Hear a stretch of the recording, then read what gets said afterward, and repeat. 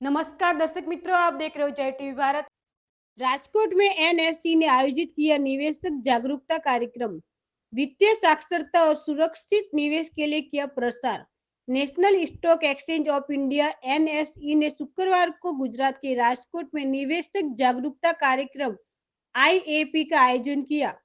धन्यवाद। मारू नाम आशीष चौहान है। हूँ नेशनल स्टॉक एक्सचेंजनो एमडी અને સીઈઓ છું અને આજે રાજકોટના 2 જાન્યુઆરી 2026ના દિવસે ફોર્ચ્યુન હોટલમાં ઇન્વેસ્ટર અવેરનેસ સેમિનાર યોજાયેલો।